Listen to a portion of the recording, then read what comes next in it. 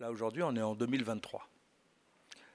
Les enfants qui rentrent à l'école, en maternelle, scolarité obligatoire à partir de 3 ans, qu'est-ce qu'on a comme projet pour eux lorsqu'ils sortiront après un parcours scolaire, après un parcours universitaire?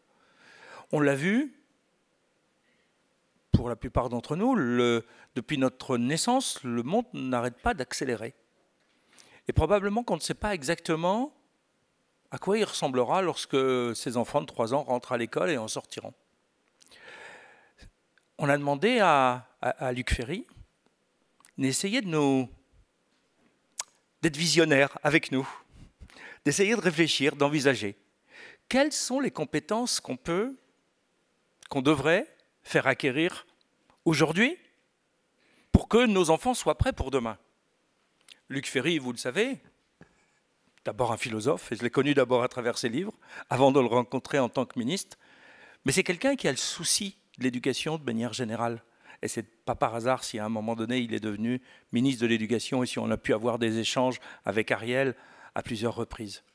Des échanges de qualité, pas juste pour de la politique, pas juste pour de la gestion, mais aussi des échanges sur l'éducation en général. Alors on l'a sollicité aujourd'hui pour essayer d'ouvrir des horizons.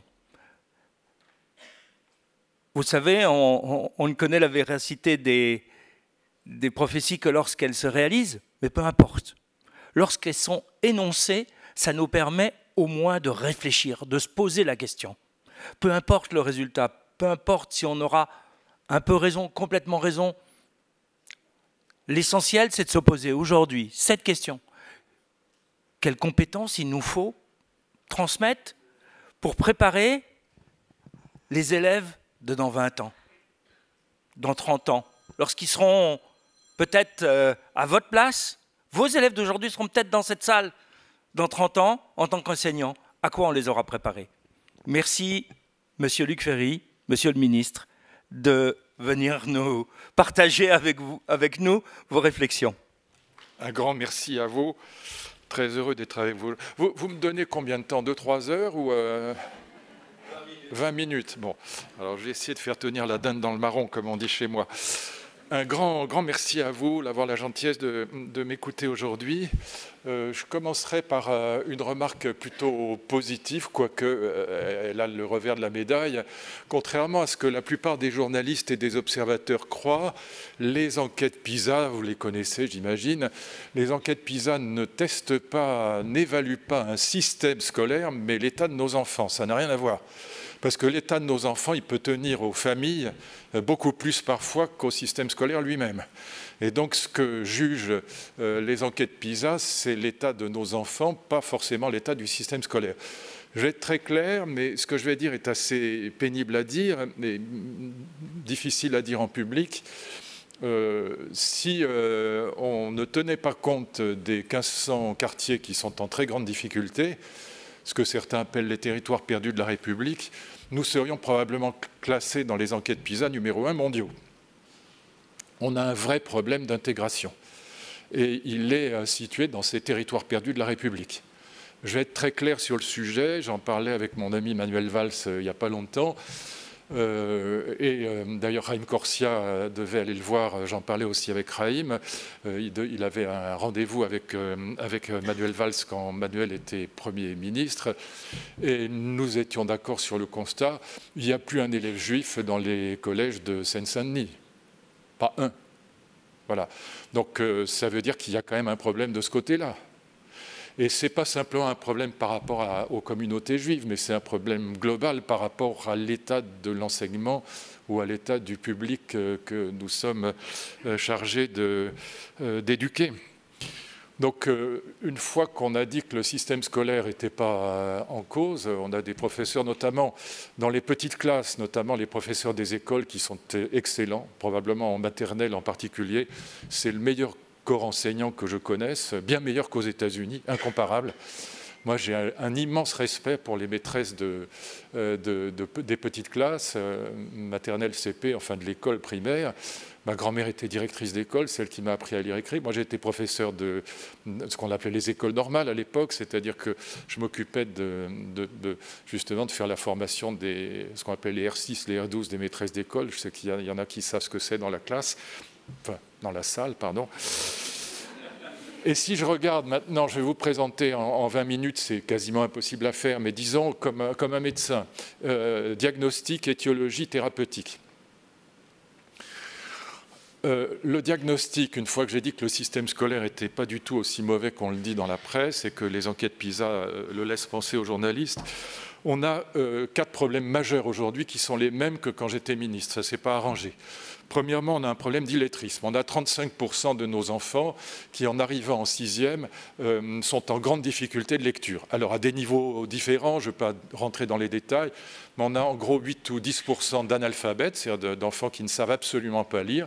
Et puis après, ils commencent à déchiffrer, mais si péniblement que dans ces 35% d'élèves qui arrivent en 6e, ils ne pourront jamais lire par plaisir, ce qui est le critère pour moi le plus important. Et on retrouve les mêmes aux journées d'appel pour la défense, enfin ça change de nom tous les ans, mais enfin au JAPD, donc lorsque les militaires font les tests, on retrouve les mêmes 35% d'enfants qui sont encore illettrés, ce qui veut dire que notre système scolaire n'a pas réussi à réparer.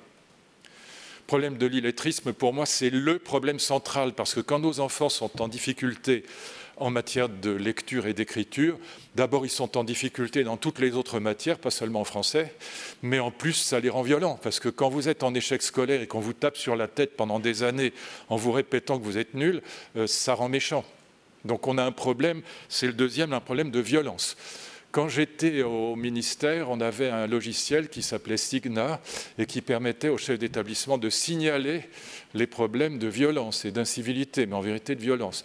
On en avait 80 000 signalements par an, ce qui était le sommet de l'iceberg, évidemment, puisque les proviseurs, enfin les directeurs d'établissement, n'ont en général aucun intérêt à faire ces signalements.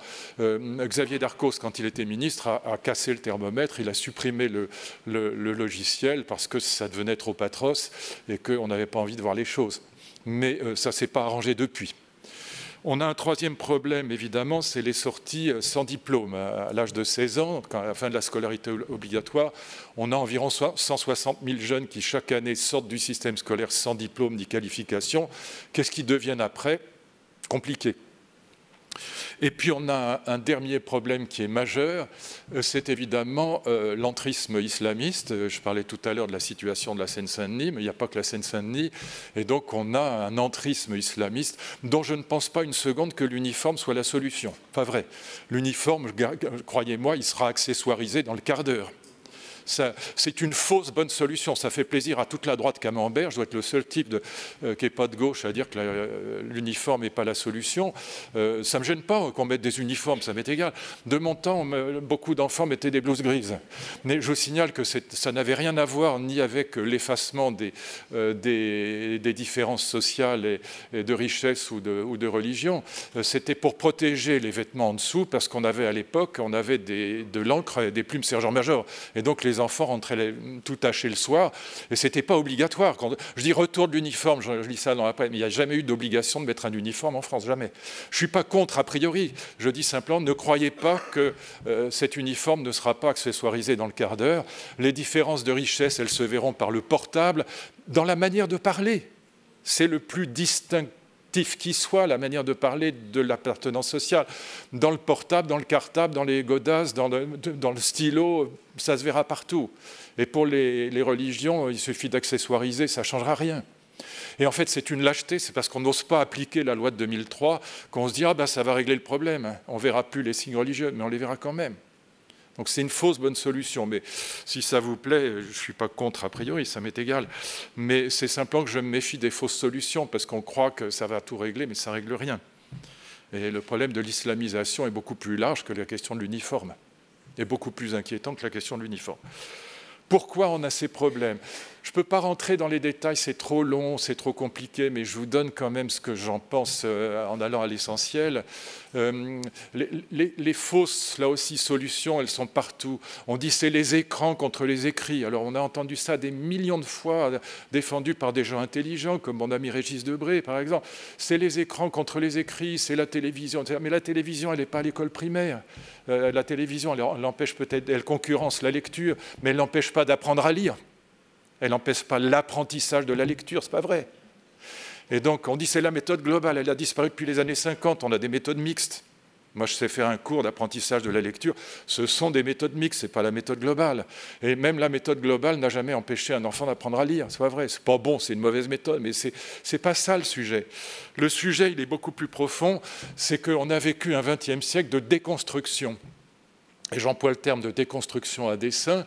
On a vécu un XXe siècle de déconstruction des valeurs et des autorités traditionnelles comme jamais dans l'histoire de l'humanité.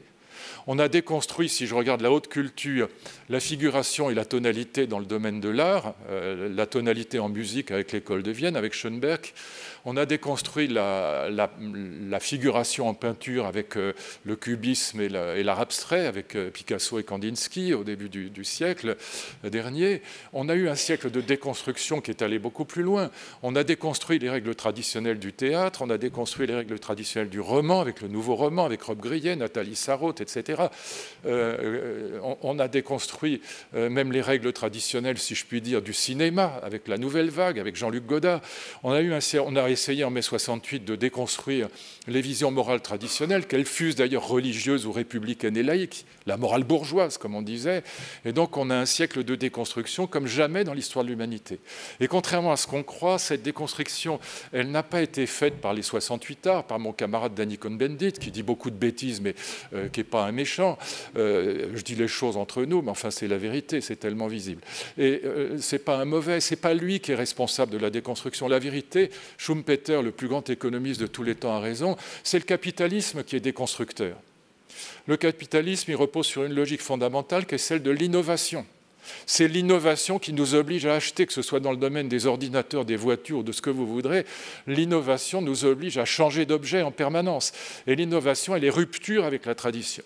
Et donc, un siècle de capitalisme, d'innovation, est aussi un siècle de rupture avec la tradition, avec une idée derrière qui est extrêmement puissante et que Marcuse avait très bien comprise. C'est un des rares points sur lesquels je serais entièrement d'accord avec lui. Il appelait ça la désublimation répressive. Qu'est-ce que ça veut dire ? L'idée est très très forte, c'est la clé de compréhension du siècle. Ça veut dire quoi? Je vais le formuler d'une manière très simple. Rien ne freine autant la consommation que le fait d'avoir des valeurs traditionnelles dans la tête et dans le cœur. J'ai très bien connu mon arrière-grand-mère, elle était comme sœur Emmanuelle, qui d'ailleurs était juive. Elle avait deux robes. Ah oui, bien sûr, elle était même petite fille de rabbin. Je l'ai très bien connue, c'était ma meilleure amie, je peux vous dire. Son nom d'origine, c'est Dreyfus. Et donc, sœur Emmanuelle et ma grand-mère, mon arrière-grand-mère, avaient deux robes, une pour la semaine, une pour le dimanche. Et donc, si mon arrière-grand-mère voyait aujourd'hui un grand centre commercial américanisé, elle trouverait ça dégoulinant de bêtises et d'obscénités. Pourquoi ?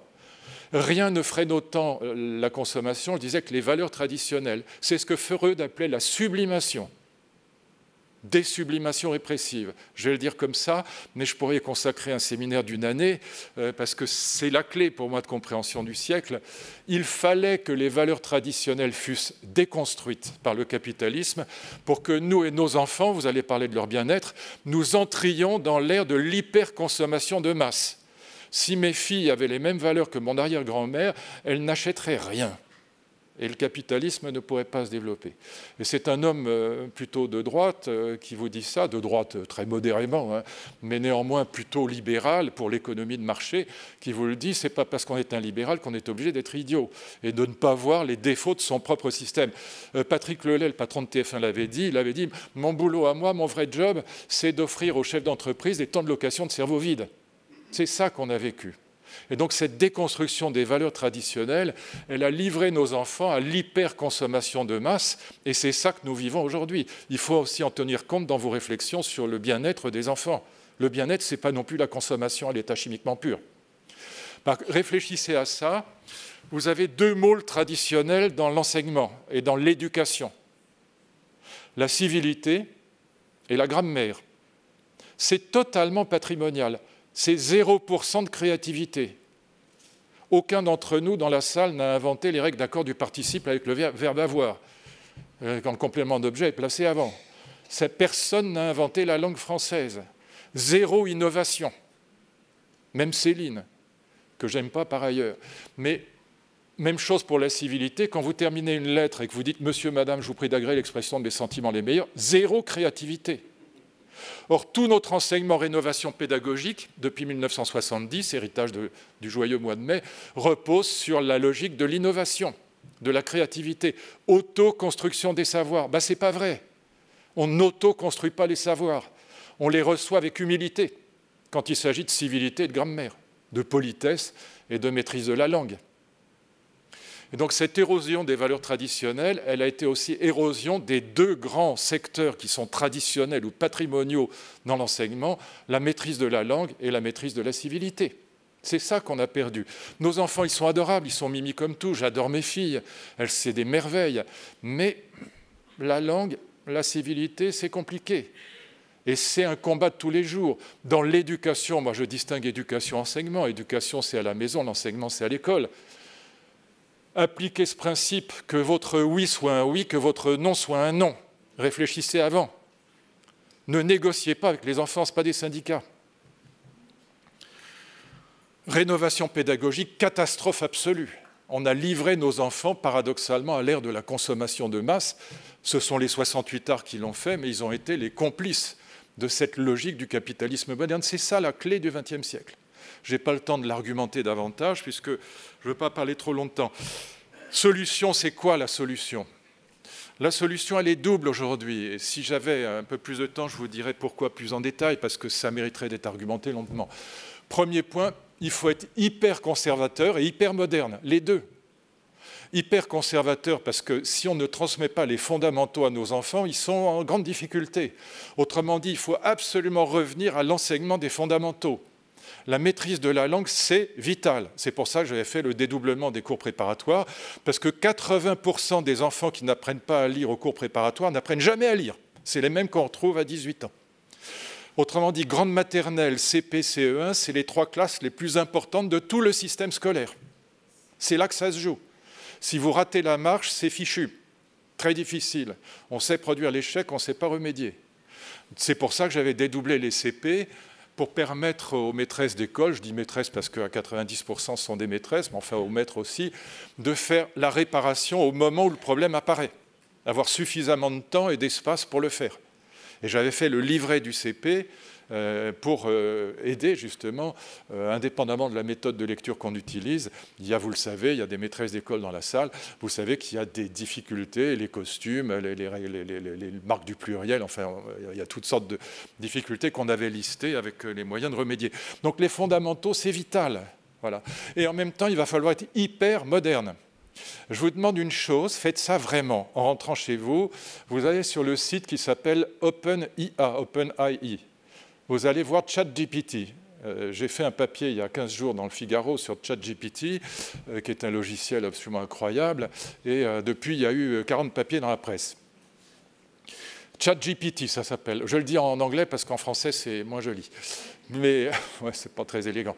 Mais voilà, allez le voir et posez-lui les questions.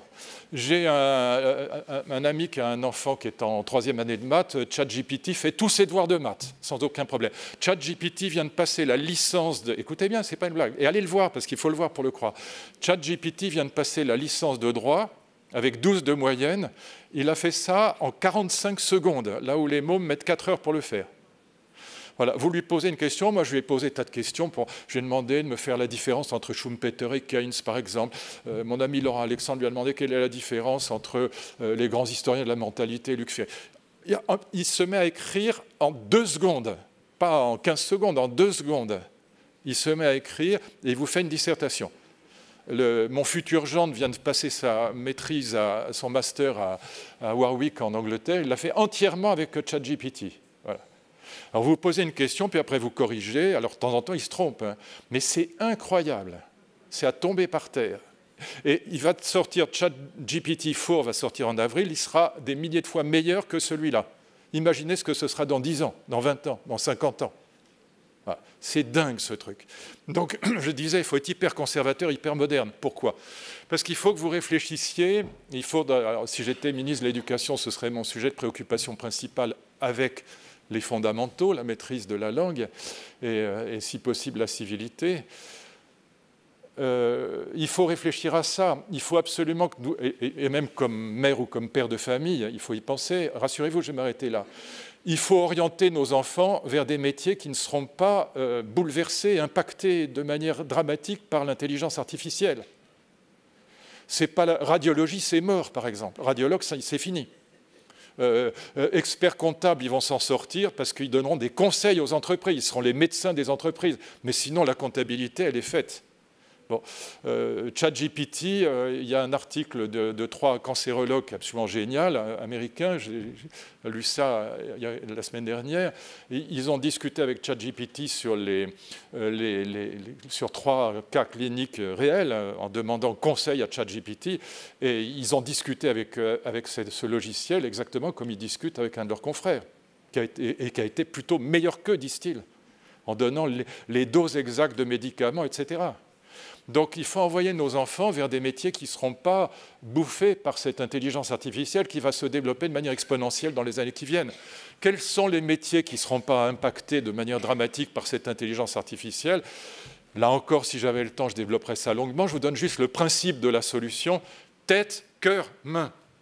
Les métiers qui associent la tête, le cœur et la main ne disparaîtront pas. Et ils ne seront pas impactés par les machines. Les métiers qui demandent de l'intelligence, du savoir-faire manuel et des relations humaines, ça ne disparaîtra pas. L'infirmière ne disparaîtra pas, le spécialiste en médecine disparaîtra avant le généraliste et le généraliste avant l'infirmière. Pour piquer le cul de quelqu'un en lui disant que ça ne lui fera pas mal, il faut un humain. Enfin, si possible, une humaine, moi je préfère. Mais enfin, en tout cas, la machine ne sait pas faire ça. Elle ne sait pas vous consoler, elle ne sait pas vous prévenir, elle ne sait pas vous dire les choses, elle ne sait pas vous retourner sur le ventre, elle ne sait pas faire ça. Et donc cuisinier, jardinier, directeur d'hôtel, chauffeur de taxi, compliqué, voiture autonome. Voilà, réfléchissez à ça. Et il faut que nos enfants soient complémentaires de l'IA et pas victimes de l'IA. Vous voyez, c'est crucial comme problématique. Il faut que nos enfants soient complémentaires de la 3e révolution industrielle et pas victimes de la 3e révolution industrielle. Donc les fondamentaux, c'est la maîtrise de la langue. Culturellement, c'est la Bible et la mythologie grecque. Même si on n'est pas croyant, il faut passer par là.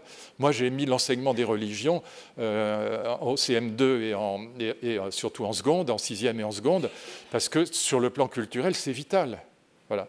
La mythologie grecque et la Bible, c'est crucial. Je dis la Bible parce que la Bible, ça comprend tout. Mais c'est les fondamentaux, c'est vital. Et aussi être complémentaire de la modernité, de l'hypermodernité, ça veut dire aussi qu'on la comprenne. Voilà. Les réseaux sociaux, et je termine avec ça, les réseaux sociaux, c'est une catastrophe. Et c'est une catastrophe d'autant plus triste qu'au départ, la promesse était grandiose. C'était une promesse d'avoir un univers de débat argumenté, intelligent et ouvert à tous. C'était génial, c'était une nouvelle Aufklärung, un nouvel âge des Lumières. C'est devenu un déversoir de haine et de fake news. Regardez la petite Mila, 70 000 menaces de mort et de viol. Je pense qu'il n'y a qu'une seule solution. Et là aussi, faites attention à vos enfants parce que c'est extrêmement risqué. On met une photo bête et puis on est après harcelé dans sa classe et on se suicide. La seule solution, ce n'est pas le Digital Services Act qui est aujourd'hui mis en place par l'Union européenne et qui a pour principe d'interdire sur les réseaux sociaux ce qui est interdit dans un vrai journal. L'idée est très bonne. Simplement, comme il y a 4 milliards de tweets par jour, par exemple, il faudrait des millions de policiers et de magistrats pour suivre. Ça n'a aucun sens. Le seul moyen d'y arriver, c'est de lever l'anonymat. Si vous levez l'anonymat, en amont, les gens sont obligés de faire attention à ce qu'ils disent, ils ont peur. Et en aval, si vous tapez fort, vous punissez. On a pris 13 ou 12 ou 13 types qui menaçaient la petite Mila de viol et de mort. Celui qui a eu le pire, il a eu 3 mois avec sursis. Moi, je lui aurais foutu 5 ans ferme. Il faut taper fort, ne serait-ce qu'au début. Et donc, la seule solution, c'est la levée de l'anonymat en amont, pour que les types fassent attention, et en aval, pour qu'on puisse les rattraper très vite et les punir très sévèrement. Et pour redonner à ces réseaux sociaux la promesse qu'ils auraient pu tenir et qu'ils ne tiennent pas aujourd'hui. Vous voyez, donc il y a 1000 choses à réfléchir, mais en tout cas, si j'étais ministre de l'Éducation à nouveau, ma problématique, elle serait vraiment celle-là, les fondamentaux, le conservatisme absolu d'un côté et la modernité absolue de l'autre. Le lien entre les deux, c'est l'avenir. Mais il faut les deux. Il faut 2 réacteurs pour faire décoller un avion. C'est ça l'enjeu aujourd'hui. Voilà. Mais ce n'est pas la dictée et l'uniforme, non. Moi, je suis pour, ça m'est égal. Mais la dictée, c'est un moyen de contrôle, ce n'est pas un exercice pédagogique. Ça vous permet de savoir où en sont vos élèves. Mais ce n'est pas ça qui leur apprend à faire l'accord du participe avec l'auxiliaire avoir quand le complément d'objet est placé avant. Merci à vous.